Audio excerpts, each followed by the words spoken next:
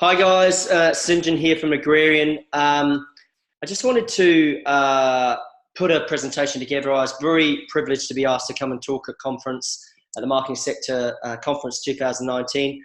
Original date was September. They've moved it forward to August. I'm not here in New Zealand at that time, so I thought it would be really good for me to record a presentation that I put a lot of time and effort putting together and share some of the ideas and insights with you guys. So I hope you like it.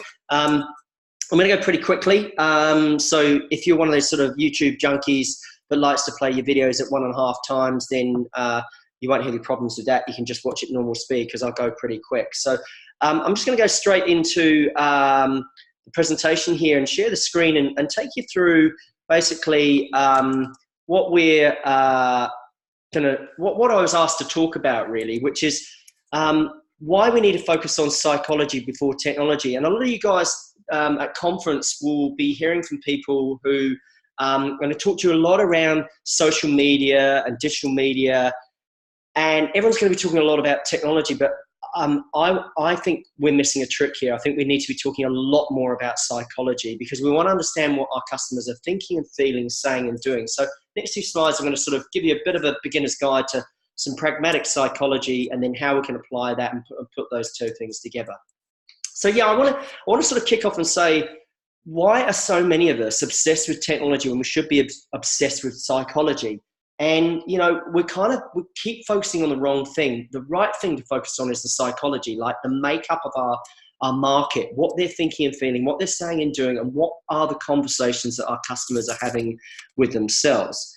And, you know, as a professional marketer, we need to get inside the minds of our market. We really need to understand why they're buying, who they're listening to, who their influencers are, before we look at any kind of content or any kind of media. So let's focus on rather than the channel or the medium, let's focus on the message and the content first.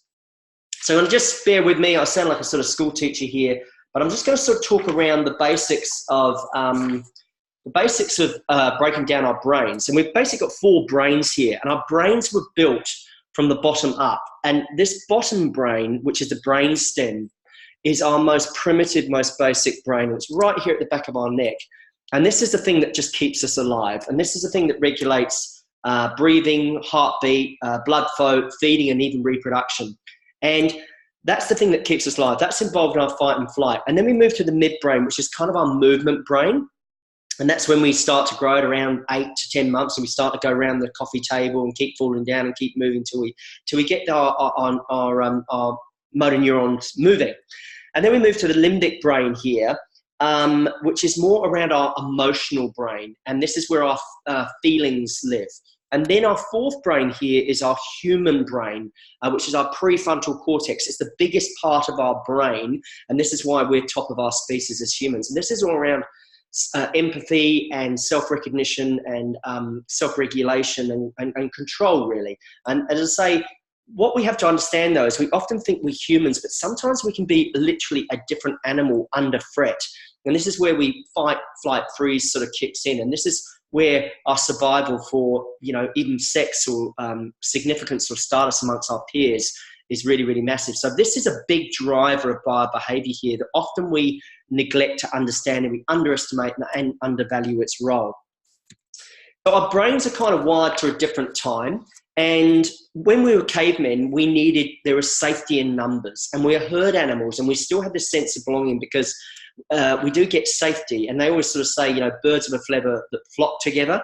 There's a reason for that. Is when we were in our caves, we were literally, as cavemen and women, there was safety when we were together because we wouldn't get picked off by that saber-toothed tiger. That still resides within us today. And then the other thing is the need for status or significance, which would actually attract us a better mate, which then leads on to our other one, which is actually all humans are programmed with that primitive basic brain for a need for reproduction, which is passing on our genes to the next generation. So safety, significance, and sex are really, really big drivers of humans' behaviors. And our brains are still wired for an environment that doesn't exist anymore. So we still have cavemen and cavewomen brains, but we're now in the 21st century, and our brains are still there. So The human main motivations here are significance. We just spoke about that. Sex, we talked about that. Then certainty, uncertainty, and growth. And I'm not going to go into those because we don't have much time. But when you're thinking about, when you get curious, and that's a really important skill as a marketer, you want to understand why people are responding and reacting the way they do. And usually you can put it down to one of these 5 things. So this quote sort of sums up really, really well. It says it took millions of years for man's instincts to develop. I'm sorry that it's man here, and just obviously I think he's from the early 1900s. It will take millions more for them to even vary. It's fashionable to talk about the changing man. A communicator must be concerned with the unchanging man, which is a obsessive drive to survive, to be admired, to succeed, to love, and to take care of his own. So what we're really saying in that is that our minds are still wired to that caveman time. So our behavior under some circumstances and situations can be very primitive, and it can be really, really basic. So, it's time to get curious. And I always like to think, particularly when I get frustrated, I try and, instead of being critical, I try and be curious and go, what's driving that behavior? And it usually will be back to one of those motivations. It will be significance or status or sex. Now, it's also really important that we understand our neurotransmitters, and we'll know the usual suspects here. We know dopamine is the novel, exciting buzz drug. Serotonin is our mood drug, which is prescribed in antidepressants, get our neural pathways firing again. And we also know, it's not on this list here, on this chart, but oxytocin, which is more our sort of love drug. And this is why advertisers use babies or children and animals in their communications to stir up those warm fuzzies, essentially. But there might be a couple of neurotransmitters that you don't know about. And one is the GABA, and the GABA is almost like brakes on the brain. It calms our neurotransmitters down. So once we're safe and secure and we're feeling understood and heard and respected, we're much more likely to then, this GABA kicks in, and then we're much more likely to learn. And then there's this other neurotransmitter, and we call it ACE for short, and it's the learning transmitter. And it means that once we're safe and secure and we know our environment's good for us, we're much more likely to be able to respond and receive to messages. So, this ACE neurotransmitter was one of our first neurotransmitters, and it's the one that's responsible for our thinking, which is connected to our prefrontal cortex. And what it does is it regulates our central nervous system. So when we think about sales and we turn up and we see a salesperson, we go, it's a threat. Loss aversion kicks in. We go, what are they going to sell me? Or are they going to just sell me something I don't need? So our kind of fight and flight and our anxiety and our nervousness fires up.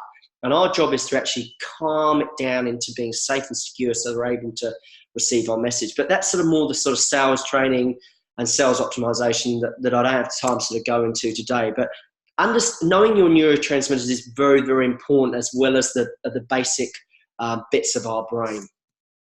Now, the tech giants have been using psychology way before. We know we're onto them now, where it's Cambridge Analytica or hate speech or whatever else, but also programmatic buying and algorithms, Amazon with their reviews and being able to sort of see what you like and put in front of you. Google the searches based on what you searched and cookies. Netflix will pop up the next movie or TV series you want to watch. And Facebook, we always get dopamine hits when we get the like or comments on our posts. So these guys have known about it for ages. And it's really important as marketers that we get up with a plan, understand psychology. And I always sort of say that, really we shouldn't be marketers anymore. We should be kind of pragmatic psychologists. So I hope in the next few slides we can sort of teach you more on that. So, this kind of comes back to that first slide around psychology versus technology. We often find in the companies we work with are obsessing about the channel, but they're not obsessing about the content. So they're more focused on the media than they are the message. And they're more concerned also about the platform of their content rather than the purpose of their content. And in order to really create content that connects and cuts through in this very, very loud, distracted, information laden world that we live in, we need to appeal at a deep psychological level to our customers if we want to be able to trigger and activate them. And we need to ask questions like, what's happening in their lives? What are the things and factors that cause their biggest fears and frustrations? What's keeping them up at night? What are they worrying about? Who are they looking to advise? How do they roll and rank the credibility of those influencers? And where are they searching and seeking out information? Or what questions and conversations are they having with themselves? Now, we don't need brain scanners or MRI machines to work out what our customers are thinking and feeling these days, because we can just use really neat tools like Google Console or SME Rush, and we can find out the keywords that they're searching for and specifically then target those keywords in our blogs and our emails and our website words. So, this isn't difficult stuff. It's basic stuff, but often overlooked. And people just, it's a very shallow, superficial treatment to marketing today that they're just becoming very inefficient and very ineffective. We need to deep dive much, much deeper. So, as I say, that's why we need to focus on psychology much before technology these days. Just a quick sort of kick in here. Gary Newmer, great book called Zag. And I love this one where he talks about all the different areas, and you can read the screen here. And the branding one sums it up for me. And it says, I understand you're a great lover. Instead of advertising here, I'm a great lover, I'm a great lover, I'm a great lover, sort of on repeat. What it is we really need, as marketers, we really need to be aiming here to pre-qualify our customers. And we need to be nurturing and nourishing those relationships. So when we do connect with our customers, they're almost kind of pre-sold on us, much like this situation down here. So the other thing I want to talk about and cover off is about this bias. And this one's all about confirmation bias or cognitive bias. I love this little cartoon. It says, I've read the rhetoric from both sides, time to do my own research in the literature. So taps away on Google, and literally the first link that agrees with what you believe, you click on, jackpot. So what we're saying there is often we'll seek out the ideas that align with ours and support our own worldview. And I have a little bit of a joke, really, and I sort of say that at least colorblind people know they're blind. Well, for the rest of us, we are blind, but we just don't know it. And it's because our bias blinds us. And bias comes in many, many forms.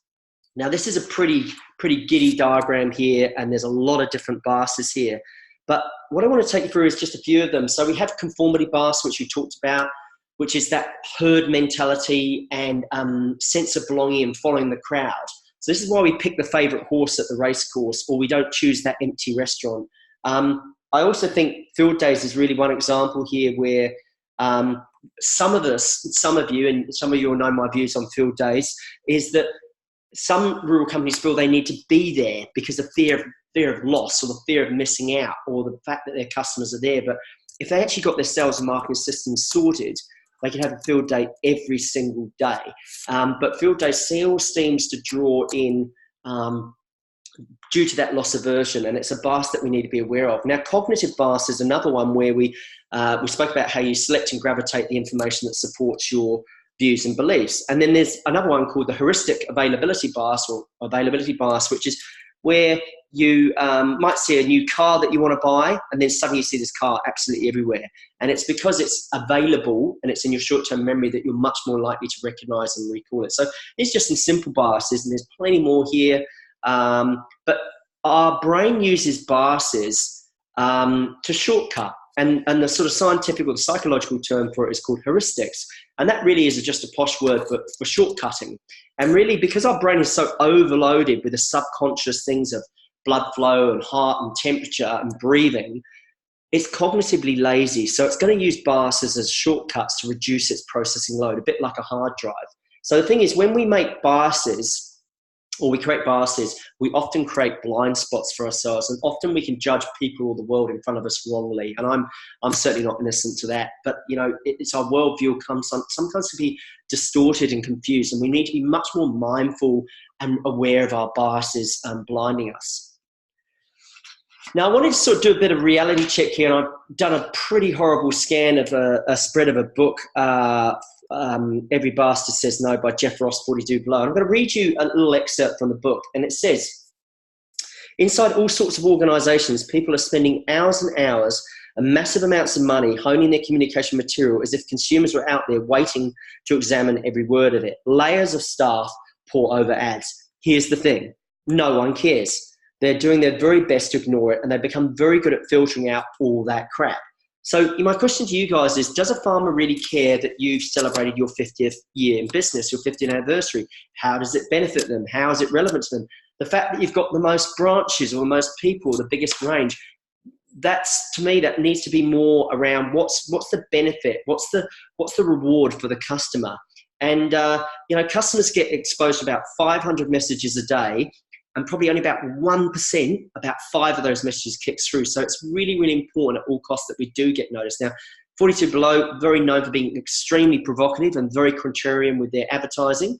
But as I say, as he says, if your advertising goes unnoticed, everything else is academic. Now, while we've been talking in the last minute, this is what's been happening on the internet or the World Wide Web.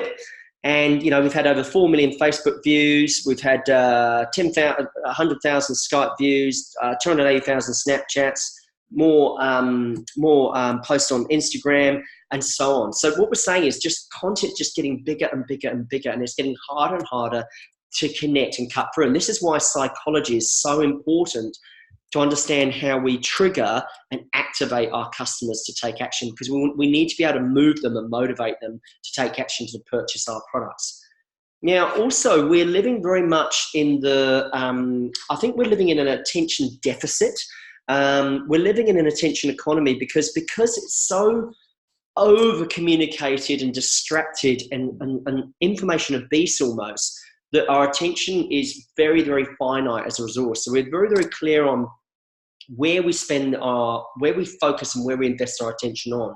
So, because we suffer from overload, we're going to cut out things that don't filter and don't trigger us and don't motivate us. And again, this is why it's so important that we understand we need to be noticed and we need to get people's attention. And without attention, as I say, everything else is academic.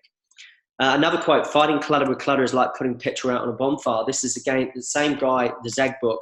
And we're seeing sometimes when people don't get attention or get cut through, that they just think they've got to do more and more marketing, or what I call barketing, like marketing on loud, dialed up. And it's a turn off. And what we're seeing is, because advertising and marketing is becoming so intrusive, the more intrusive it becomes, the more ignored it becomes. So we've all done it where we go to Stuff or Herald or wherever it is, and these pop-up ads pop up or page takeovers or pre-rolls, and it's really annoying. It's a bad experience for us.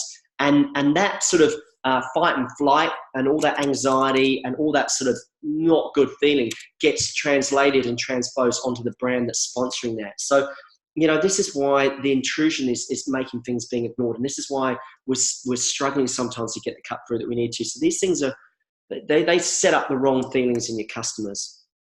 And I love this one. There's only one thing worse than being talked about, and that's not being talked about. Sometimes, we worry about what we should say and how we should say it. But the reality is we need to be out there and we need to be commanding attention. And I'll talk about a few examples in a minute because we're short on time. Now, I live up in Hawke's Bay, and I often stop and get some Norsewood gear, which I love. And that's a small little town in central Hawke's Bay on the way up from Wellington back to Hawke's Bay. And I stopped by, and they've been using email automation marketing for a while now. And they started emailing me heaps. And as a result, I bought a lot more from them. And I wanted to ask them, I said, well, tell me about, because I'm going to be talking at a conference, tell me about your blogs and your email and how successful it's been. So they kindly shared with me, and I really like this image here, or give it to your mother, she knows how to do it. This was just one blog post that they did. And it was responsible for their single biggest open rate of email, which was at 75%. So that's like 3 times the average open rate.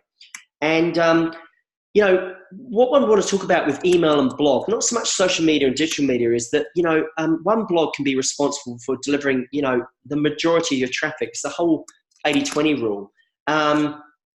So they've done lots and lots of different blogs, and they've used lots of different keywords. And the good thing about this is they can repurpose this content into an email or to a press release or to a newsletter. As I say, it's the content. It's kind of the gift that keeps giving. But I thought it was really cool to just share this one with you. But 75% open rate for basically telling people how to care for their knitwear at home. So the other kind of gift I want to give you here is that I've always said, for those that know me, those that educate the market own the market. And we don't outprice to outsell. We outteach to outsell. And this sort of goes into the fundamental influence concept or weapon of influence, which is reciprocation. So when we nourish and nurture a relationship and we educate and we inform, we own the right to then sell to that relationship later on. We don't sell immediately, a bit like getting married on the first date, not advisable. What we do is we serve and we serve and we serve. And I think I've said at other conferences, it's like a boxer. We jab, and then we hook. So we never lead with a sale. We always lead with the service first. And better still is educational based content is very, very important, because those that educate the market own the market. Consumers respond very kindly to people who serve their interests rather than servicing their own. So with that, I'm going to talk to you a little bit on the psychology theme again around mental models. I've been doing a lot of research and study and coaching on this. And 80-20 rule is one of probably the Pareto effect, Pareto principle is one of the best known mental models. I've got a bit of a challenge for you guys that, we all say we're busy, and I always question my clients and my students, and I go, well, are you busy on the right stuff, or are you busy on the wrong stuff? And don't confuse enthusiasm with effectiveness, or don't confuse activity with accomplishment or achievement. And so often what happens is we have this sort of like the tyranny of the urgent versus the priority of the important, and things get in the way all the time. Now, what will you do if you focus? We know that, 20%, this is proven time and time again, 20% of our activities generate 80% of our outcome, good and bad. So basically, 20% of your clients could be responsible for 80% of your referrals.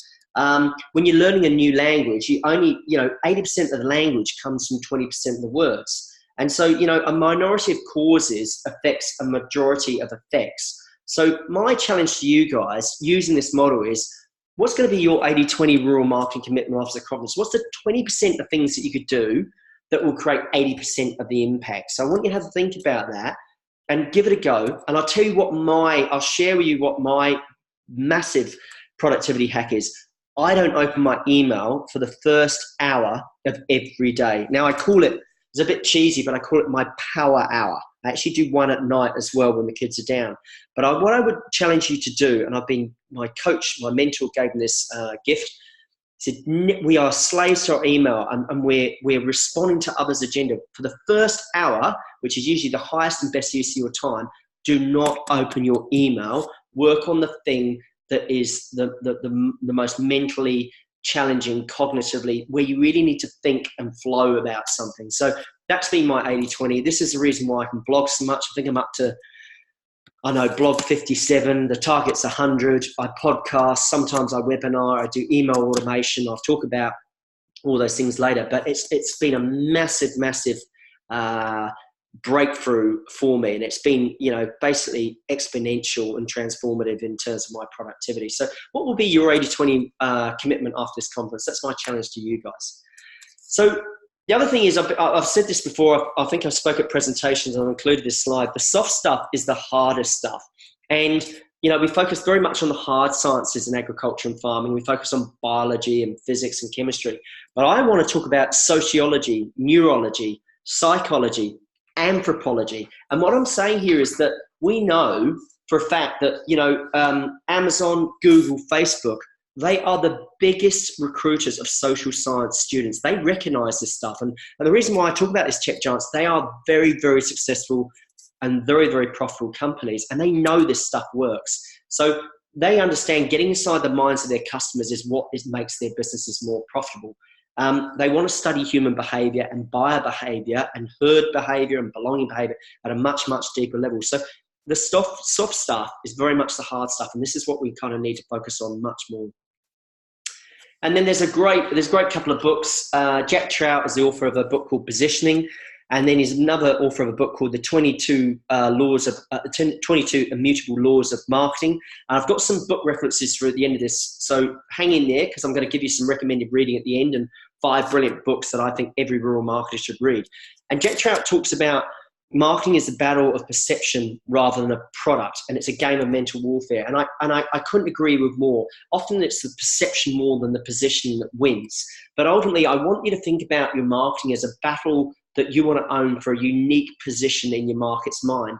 And I'll give you an example, like the book talks about it. The Energizer Bunny's been trying to outdo Duracell for ages. Duracell owns long lasting, and the Energizer Bunny's trying to do it, but Duracell owns that in the market's mind. And a market, great brands own one thing.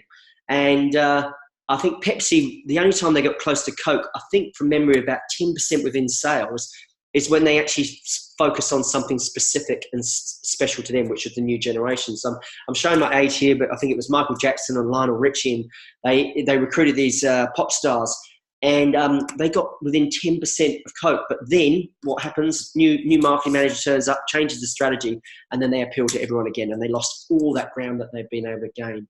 And the same with Burger King. Burger King's been trying to replicate McDonald's ownership of fast food for years, and they've never ever been able to do that. So yeah, it's very much a mental game, marketing, and it's one that we need to learn the rules of. Now, emotion. I know this is pretty obvious, but emotion creates motivation. It's implied, it's intrinsic in the name. And what I want to talk to you about is, in order for your content to connect, we have to move people.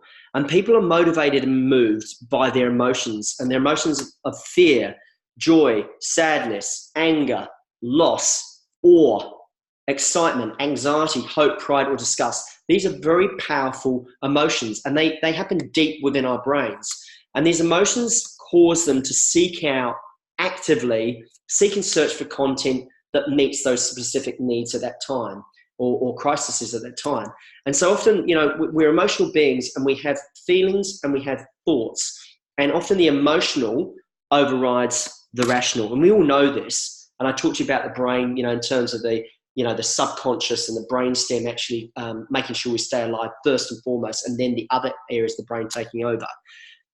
So I want you to think about a time when you were emotionally activated or triggered. Maybe someone cut you off in a car on your way on your commute to work, or maybe some music jogged a memory, or even maybe it was a smell that reminded you of childhood, like Play-Doh or something. Or maybe you walked into your new dream home and you had to have it. It just instinctively felt like you had to have it. These emotions are very powerful, because emotions actually move us, and it's really important to recognize this. And I think the other thing why our marketing is missing the mark is because too many of us are talking in a we language versus a me language. And my coach talks about me-mail instead of email, and talking about speak right, which is writing as if you were talking to that individual one-on-one. What we forget when we're writing or talking is we're often talking to an individual one at a time. So you guys, you are actually listening to me, hopefully, alone in your own heads. You're not all listening to me, you're listening, you've all got one brain in one head, so I'm talking to you one-on-one. And so much marketing is missing the mark, because they're not using these really important words, you and your. So when you read really good copy, or a great book, or a magazine, or article, have a look at choose a paragraph and just see how often it uses the word you and your. And the same for headlines or blogs or emails. It works really, really well. So it's very, very important that we do that. And I see this mistake happen all the time, and it kind of murders mass amounts of marketing money because of it. And it's because we're servicing our interests rather than the interests of our customers. So it's really, really important that we speak one-on-one and recognize that with our communications. And the other thing I want to kind of talk to you about as well is, this is a big gift too for me, is and I blogged on this recently about why so much rural marketing is so crap, is because it doesn't connect with the conversations customers are already having with themselves. And when you don't understand the conversations customers are having with themselves, your messages aren't going to connect, and they're not going to cut through. And often we try to get clever. We call it a complexity bias, where we try to be more creative and come up with fancy words and clever ideas, which actually don't even use the real words and language of our customers. So we need to use the exact words and reflect the exact words, phrases, terminology, and language of our customers in our marketing if we want to cut through and connect. And again, I just cannot stress that learning more to all of you. Now, the other thing is value equations. As marketers, we always talk about value propositions. Now, value propositions is a singular concept, whereas value equations is a multiple concept. Now, value is determined in many different ways to different people. Sometimes value is determined by risk. That's why insurance companies price risk at a premium. That's their value. But in this value equation, as an example, we've got the value here. It could be quality, could be service, and then divided by cost. I like to talk about value being about the emotional, the functional, and then the financial. So a buying decision is often going to be made emotionally and then justified functionally, and then it's going to be justified financially. And the problem with a lot of us, we get that, and particularly our sales team, they get that the wrong way around. They lead with the financial and they don't lead with the emotional. Because the most important thing is people still, even in this world of social media and digital, people buy people and they buy relationships and they want to feel connected, trusted. Can I spend time with this person? Do I like them? Do they share my same values? And if they do, then you're going to go on to the functional part of the buying behavior, and then the financial. So value is never singular. And a bit like life, when we find ourselves in a bit of a tight spot, it's always an equation of factors. It's always many things that have created that situation or scenario, never one thing. So thinking about one thing like a value proposition versus an equation is a little short-sighted. So we need to make sure we think a lot wider. Now, we've been talking a lot about subconscious and conscious minds, and I'll kind of give you sort of like the iceberg model here. The subconscious part of our minds uses things like friends or referrals, employees' actions, references, product experience, smell, taste, sound, touch, design, color. This is why Apple spends so much on their packaging and look and feel and all these things. But the conscious tip of our decisions are the things that we can see that are above the waterline, like advertising, marketing, launch events, PR, social media. So what I want you to really think about is that our subconscious minds control our conscious minds. And there's a fact that I'm going to share with you, is that our subconscious brains can process 11 million bits of sensory information every second. And our conscious minds can only handle less than 100 per second, 100 sensory information pieces per second. So our subconscious is incredibly good, but then remember our old brains at territory scanning and being able to pick up, and it's like instinct and survival, whether things or friend and foe or threat or opportunity. And we're too quick to dismiss the role of the subconscious in buying decisions. We're very driven emotionally, and the emotion comes from the subconscious, which is deep, deep down, versus the conscious, which is the rational, which we can all see. So this is why we buy things that are really expensive, because we want to signal fitness signals to others. We might buy a really fancy car or a big house, but we're constantly signaling to people who we are and what we stand for. And we often suppress our subconscious instinct and gut feel when it's actually trying to tell us something. So it's very important to listen to your instinct here. So this is kind of the point I want to get across on, is how powerful the subconscious is in driving buyer behavior and human behavior. Now, the other thing I want to talk to you about is word of mouth versus word of which mouth. And this is a term another syngenism for those that know me really well. Referrals are worth their weight in gold. They reduce our sales cycle. They lower our cost to acquire. And we know that word of mouth is still the best form of advertising. But what's most important is word of which mouths. This concept is that not every customer is created equal, and they're what we call alpha farmers. And today at conference, you're going to hear a lot of people talking about case studies and testimonials. The casting of your case studies is absolutely imperative. It's very, very important. So, if you've got the farmer Tom from Tapanui, and he's a top farmer, and farmers in the district recognize and respect and relate to Tom, that is the farmer that you want to target. And that's what we affectionately call an alpha farmer. So when you're doing your testimonials and case studies, get your casting really, really right, and make sure that it's word of which mouths as opposed to word of mouth, because not all mouths are created equal, and nor customers. The other thing that I'm going to talk to you about here is influencing the influencers, which is another syngenism. So I'm really pouring the value for you guys today, I hope. And we know that basically referral and word of mouth just kicks ass when it comes to marketing. And the best way you're going to hear about customer experience. And we know that, we've got some amazing statistics here. Like 80% of purchases are influenced by friends and family, and 92% of buyers trust referrals from people they know. The problem is, because trust is at an all-time low, we basically revert to our friends and family, our networks, our reference groups, because we don't trust companies anymore. And so what we need to do as marketers, we need to influence and infiltrate those reference groups and understand who those people are. And we were talking about Tom, the top farmer from Tapanui. You think about a plumber or an electrician or a house cleaner that you want. I bet you spoke to your friends first or popped up a post on Facebook first before you even went anywhere near Google. And, we just got to make sure that, we understand this, that influence is, I would say, I'd go as far to say that I think we're not in the business of marketing anymore. I think we're in the business of influencing. And it's very, very important that we understand the power of influence and who we need to target to speed up those sales for us. Now, truth and proof is trust. Now, I've been a bit of fluency, bit of wordplay here for cognitive ease, so people can remember it and recall it. Often as marketers, we set the exercise of product propositions. And I've got a really simple formula for this to create really, really compelling product propositions. What we have to do is we have to really do our research. We have to dig deep to unearth our fundamental product truth. Every product has a truth, a bit like a person, a bit like a business. Sometimes it's on the surface and sometimes it's really deep down below. But once we find that truth, that product truth, we back it up with proof, which comes from the customer, from those influencers, from Tom, that top farmer from Tapanui. And then when we combine truth and proof, we get trust.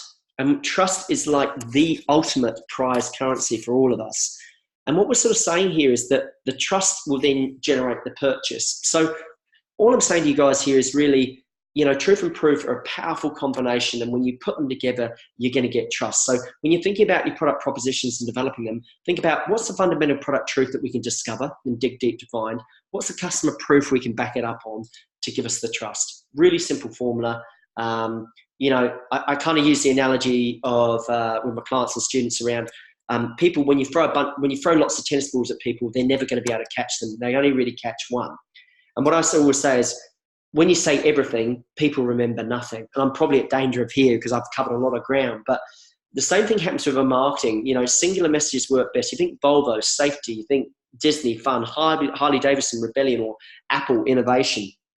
We basically cannot own the same word in the market's mind. I used that Energizer batteries and Duracell example slightly earlier. But really find that distinct and differentiating truth. Back it up with a proof, with the case studies and the testimonials. Cast really well for those case studies, and that will give you the trust. Value equations. We talked about value equations, and I talked about them being different. So I'm not going to cover this, but again, it's just reinforcing we buy emotionally, then functionally, and then financially. That is the buying cycle. That's the buying process. And I just wanted to cover it off before we lose that. And the emotional things like, does it feel right? So there's the subconscious, the instinct kicking in. Is there a fit here? Do I like them? Would I like to spend time with this person? And then the functional area here is, will this product do what it says it will do? Can it do the job? What's the track record? What's its credentials? And then the financial is third and final. And can I afford it? Is it worth it? Do I value it enough to part with money and loss aversion? So again, when you think about buying, think about it as emotional, then functional, and then financial. Problem is, so many people make a mistake that they lead with the financial instead of the emotional. We are emotional beings, if you haven't got that point already. Owned and paid media. I'm sure this is covered in the conference, but I'm a big fan. We neglect this one so much. There is so many assets in your armory here in the owned media, like podcasts, webinars, cheat sheets, white papers, blogs, email, microsites, websites. So much here that we don't use as well as we should. And we always focus too much on the paid and not enough on the earned and owned. So owned and earned media before paid media is my message to you guys. Earned media is brilliant. You become a trusted advisor, you become a specialist, become an expert or perceived as such, and you get opportunities to speak at conferences, media columns, media coverage, editorial. There's a lot to like here. So let's make sure that we really focus on our owned media first, our earned media second, and our paid media third. Buyer mindset, not seller mindset. What I want to talk to you about here, guys, is, we're so focused on a seller mindset and servicing selfishly our own needs before servicing the needs of our customers. You'll never make sales if we continue that mindset. We need to have a serve to sell mindset. We've got to play the long game here. And I like to ask my clients two questions. What are they buying and why should they buy? And the thing is that it's back to that idea earlier of what's happening in the world of our customers rather than our own. And I just wanted to whiz back, which I know is a real terrible thing to do here. The point I wanted to make on this slide here is our own media a lot of you guys will be getting advice, and I'm going to be pretty provocative here, pretty contrarian, and I'm sure I'll be challenged on it publicly or privately. It doesn't matter. I did a podcast with our content partner, who is the first accredited content agency by Google in New Zealand, and it's on the site. And we're focusing far too much on our paid media like Google AdWords, and we know for a fact that over 30% of people don't click on sponsored links. Now, Google AdWords is great, and it's great when you're building up your SEO and your Google rankings and relevance, but the problem is you pay for every single click, so every click costs you. And so when we focus on owned media like our blogs, our email, and our websites, those clicks, that blog, that email, that headline can work time and time and time. It's like the gift that keeps giving. We don't need to pay for it. But the problem is this is a shortcut. We'll go and pay for it rather than earn it. So kind of like, I want you to think about, like your managed fund and your KiwiSaver. You'd never have all your funds in cash or in shares or in property. You have them diversified. And I want you to think the same thing with your marketing here, where you're actually spreading the risk and diversifying it. So, like paid's going to give you a short-term fix, but again, remember for every click, it's going to cost you. And for that same click through organic content, it's going to cost you nothing once you've set it up, and it will last forever. So another one I want to share with you is district driveway strategy. Because I'm not there, I've packed a lot more into this than I normally would, because I really wanted to make sure I could share a lot of what we're learning over the last decade of working in this industry as a specialist. And we often work with sales teams, and we do sales training and sales optimization. And a territory manager goes, gee, my territories, it's so bloody big, can't cover it all. It's real simple. It's like this elephant here. It's one bite at a time, one hoof at a time. So, we did this, we can break down with clients where we go into, say, Southland, and we go and we look at Gore, then we look at Dipton, Tapanui, Nightcaps, Matara, Winton. We don't need to go shotgun, which is very expensive. We need to go sniper, which is right into there. And we'll use lots of different data points to heat map those districts to get them to light up and tell us which districts we should be focusing on most. And we kind of circle wagons and influence and infiltrate those districts. So we'll use like customer density or a branch or a dealership or community investment or sponsorship in there. And then we can weight and roll and rank those districts and then go and target them specifically. So a little bit of a gem there I wanted to share with you. I think a few of you that would work with me know that works really, really well, again, in that sort of sniper versus shotgun scenario. Another concept I want to cover with you is that whole visual hammer, verbal nail. And you look at this, Mercedes. I just wanted to explain this concept. It's by a book by Laura Rees. And basically, we have a right hemisphere brain and a left hemisphere brain. And the left processes verbal, and the right hemisphere processes visual. And when they see both the idea, it connects and it recalls. So target, you can see here, this is the visual hammer, and that's the verbal now. The visual hammer in Mercedes here is this TriStar. And that's about basically prestige. And then you see this wonderful, beautiful design of the pomegranate, the pom juice here. And you need to do two things to build a brand. We need a visual hammer and we need a verbal nail. And the nail, or the position statement, strapline, always comes first. So think about Marlboro cigarettes, not that I'm a smoker. The Marlboro man, the cowboy, was the first masculine cigarette, and the visual hammer was the cowboy. So Volvo, again, safety is the verbal nail. The visual hammer is the logo of Volvo. So we talk about visual hammer and verbal nail and connecting the two, and we talk about in the mind's eye. And it's very, very important these two things work together. So I just want to cover off as well a couple of other things here on what makes content contagious. And this is a book by Jonah Berger from called Contagious, and he talks about 6 things. I haven't got time to go through them all, but I love some of these ones here. Practical value. So when we're sharing content, make sure it's news you can use, or social currency. This taps into human need to be seen in a positive light. And so we like to share things that make us look good. This is why we like and share things on LinkedIn or Facebook. So it basically makes us look like insiders and makes us look good. There's some really beautiful content. I suggest you go and buy that book. As I say, lots to cover, won't cover it off now. Blendtec, this is awesome. I'll quickly play the video. I think 12 million views for this one, and I'll let it play and then we'll talk about it a little more. Will it blend? That is the question.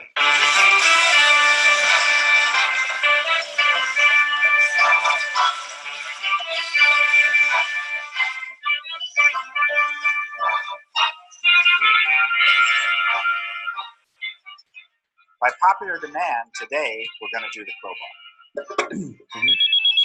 Okay, all right. No cell phone. I warned you. No cell phones. I warned you. If I heard one cell phone, we'd blend it. Up, cameraman, Kells. No holdouts here. All right.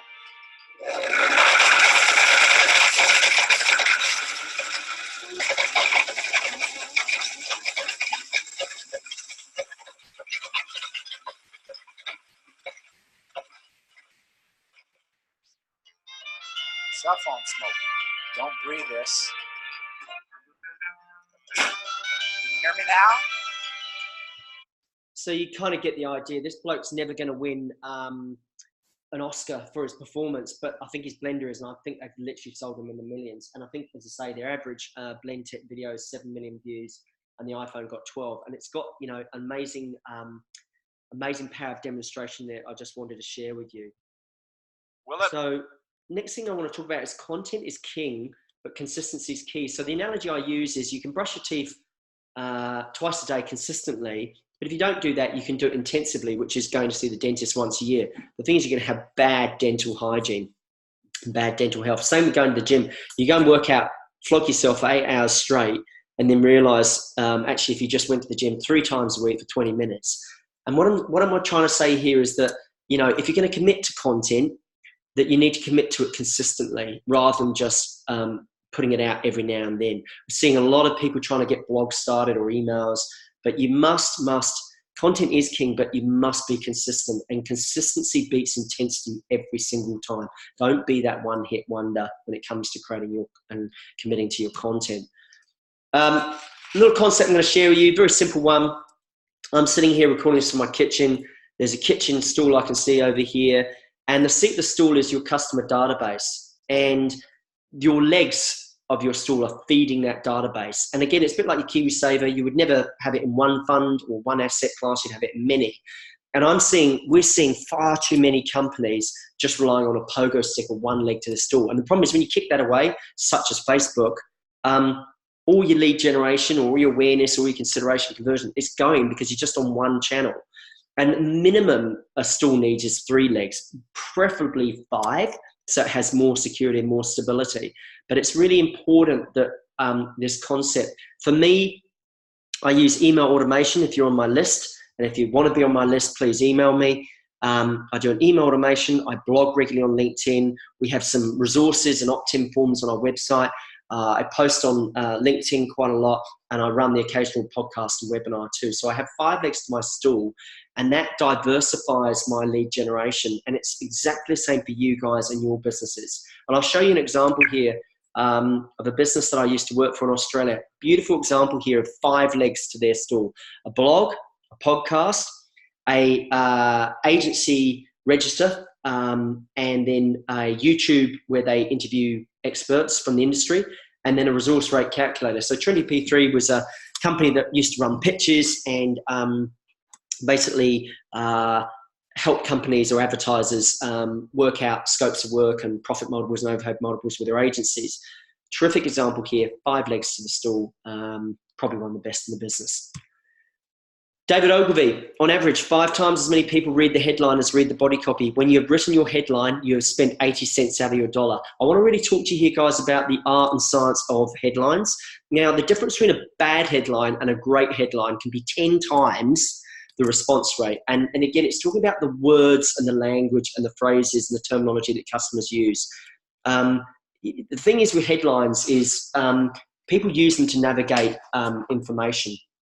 And what we would say is people read what they need, and the headline's the real giveaway. So, you know, we need to test our headlines. And as marketers, we just don't test our headlines enough. So often we talk about split control tests. So testing the headline, testing the time of day, testing the day, just test and test again until we get the right formula. I think the headline, mastering the art of writing headlines is so important. I often get asked by clients, where does great content marketing come from? Now, I blogged about this recently. I did a workshop with some farmers for an ag tech company. And I asked the farmer in the room, I said, what happens the night before Assure Quality turns up to audit your farm the next morning? He goes, I run around the house trying to find lots of different pens to fill in my diary, just look like I've been filling in my diary. So as I say, I've got this obsession with pens. We thought this would be, the ideal image. But what I'm saying is great content marketing strategy comes from customer insights and observation.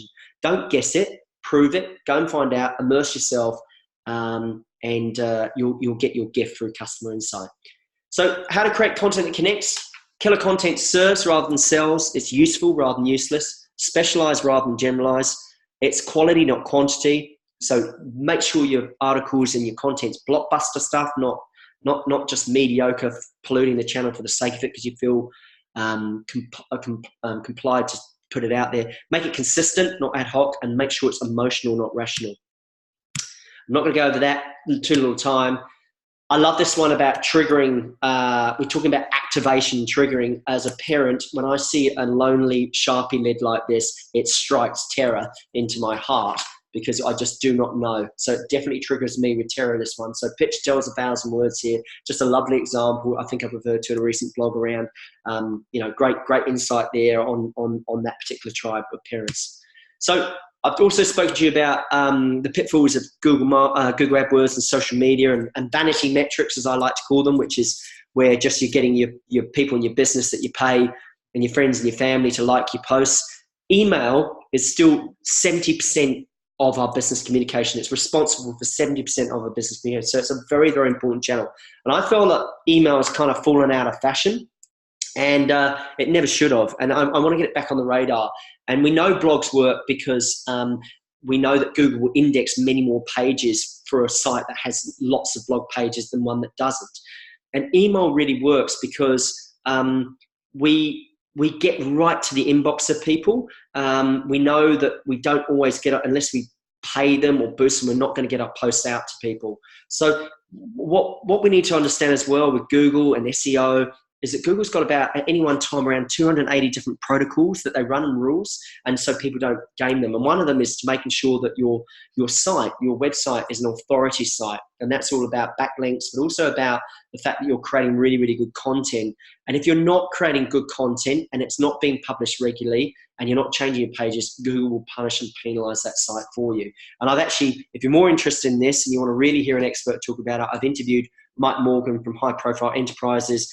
The podcast is on the Agrarian website, and he'll talk to you about the dangers of using paid media versus owned media and why we need to use organic content over paid content. Now, I'm going to share with you, leave you guys with a little present as we tie up here. I want you to go away, and I'm going to watch out for it. And if you want to send something, and I'll see if it happens, I want you to do a blog titled 3 Mistakes Rural Marketing Managers Make When Choosing a Social Media Strategy. We could say choosing an agency. Now, why does this particular piece of content work? Well, it works because humans hate making mistakes due to that loss aversion principle we talked about with Daniel Kahneman in his book, Thinking Fast, Thinking Slow. We're twice as motivated to avoid loss than we are gain. So we're always talking about the loss. Mistakes communicate loss. Humans, we're really curious creatures. So we like to find out about things, and we have an insatiable appetite to learn and be educated. And we want to be seen as making good, accurate decisions because we want to be seen in the best and most positive light. And we also like to be seen as smart and well-formed, and that goes back to our status and our significance amongst our peers. So this is a really good one, and it's a great rule for any piece of content apart from how to, which is a great headline if you need to default and you're really struggling to come up with a headline. But 3 mistakes a specific market can make when choosing a specific solution or problem. And again, specificity and granularity is really, really important in your content, because when you're trying to fix something at home, maybe your dishwasher's broken down, you're putting in the name and the model number, very, very specific on your search terms. It's no different when you're doing it on your blogs or your email. Now, covered a lot of content. For those that are hanging in there, I'm going to give you some books, which I think have been probably my 20% of the 80% of books I've read.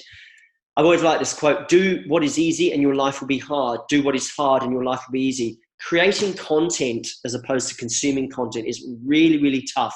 It involves a lot of late nights, a lot of research, a lot of literature review, but the reward is there if you keep at it. And as I say, you be consistent. And as Sir Peter Blake said, if it was this easy, everyone would be doing it. Too many of us are taking shortcuts. We're lazy. We buy our likes. And that's fine for a while, but everything, auction prices, keywords just get more and more expensive. So I've set myself a target of 100 blogs. I think I'm at about 57 at the moment, and I'll keep going. And I like this one, Mark Twain: whenever you find yourself on the side of the majority, it's time to pause and reflect. So what I'm saying is you're going to zag when they zig. So I think, we've talked a lot about social media and digital media, and you've heard a lot of experts talking about that. I'm a big proponent of blogs and email and organic content and educational-based content. So you get the idea. And Winston Churchill, funny enough, was my grandpa's MP in Epping back in the UK, back in the day. And he says it best. He says, the shortest road to ruin is to emulate the methods of your adversary. So imitation is very much the sincerest form of flattery. I think you should tread your own path and look at these other mediums and look at owned and earned media before you look at paid media.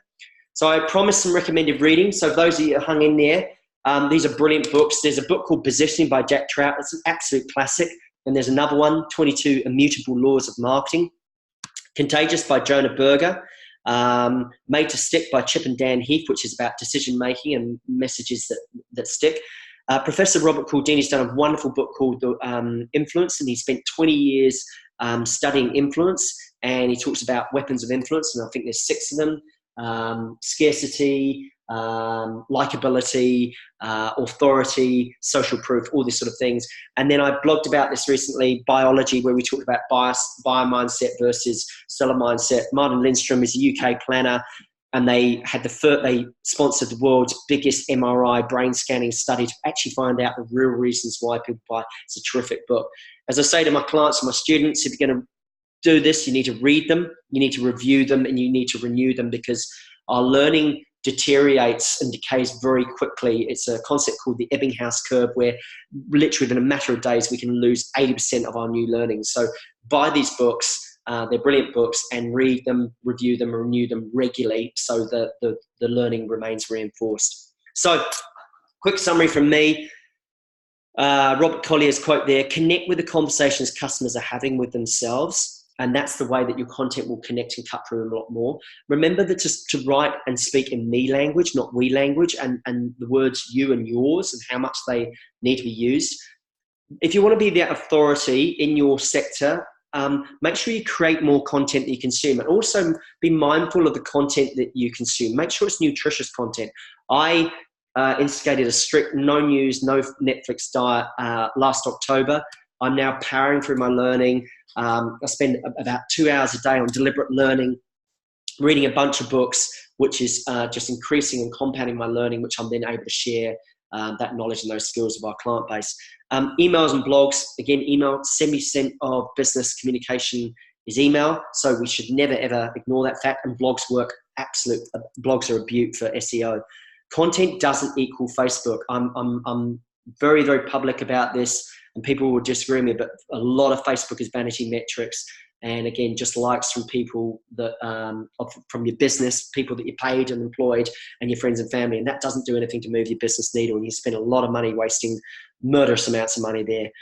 Own and earn before paid, we need to cover that. Serve to sell. Influence the influencers. Be the specialist, not the generalist. We talked about district driveway strategy. Remember Tom, the top farmer from Tapanui? We need to focus on word of mouth, but more importantly, word of which mouth, because not every mouth is created equal. I want you to start being more curious about psychology rather than critical. Like, be curious of buyer behaviour, why they react and respond the way they do. And make sure, as we said at the start here, it's psychology before technology. So before we get sort of all fussed up and in a fluff around social media and digital media, we really need to focus on the psychology. We need to get our content, we need to get our messages right before we get our channels and our media right. So that's it from me, just under the hour. Thank you very much for those that viewed it on 1.5 speed or 1.25. I hope you've got a lot here. I've tried to pack in as much as I possibly can, and I hope you take a lot of things away here that you can use and apply to your business and your role immediately. So thanks for bearing with me, and thanks for listening.